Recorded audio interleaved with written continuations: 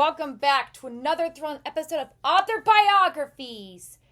Today, we're plunging into the deep waters of storytelling to explore the legacy of none other than Peter Benchley, the one and only Peter Benchley, the brilliant mind behind the iconic tale of terror, Jaws.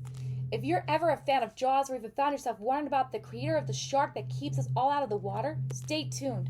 Trust me, Peter Benchley's story is every bit as fascinating as the book that gave us nightmares about the entire ocean. Let's start at the very beginning, shall we? Born on May 8, 1940 in New York City, Peter Benchley seemed destined for literature greatness. With a lineage steeped in his creativity, his father Nathaniel Benchley, who was an author, and his grandfather Robert Benchley, who was a humorist and a founder of the Algonquin Round Table, Peter was no stranger to the power of words. Even his own brother, Nat Benchley, would go on to be an actor and writer. Isn't that something to be in? Well, his journey took him through some of the finest institutions, including the Allen Stevenson School, the Phillips Exeter Academy, and Harvard University. But it was his post-graduation adventures that truly shaped his own storytelling. Traveling the world, serving in the Marine Corps, and working as a reporter for the Washington Post all contributed to a rich tapestry of experiences that informed his own writing.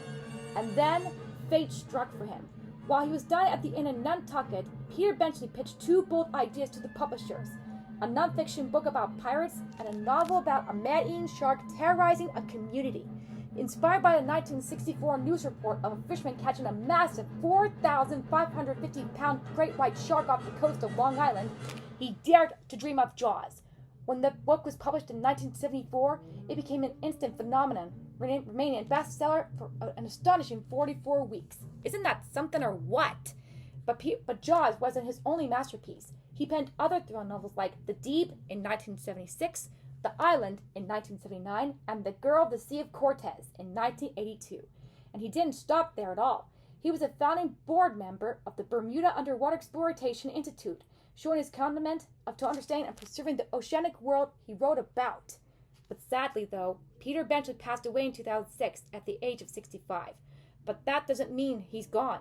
His legacy remains alive through his works and the cultural impact of Jaws. For fans of the book and film, Peter Benchley gave us more than just a shark. He gave us a lasting fear, fascination, and love for the ocean and its mysteries.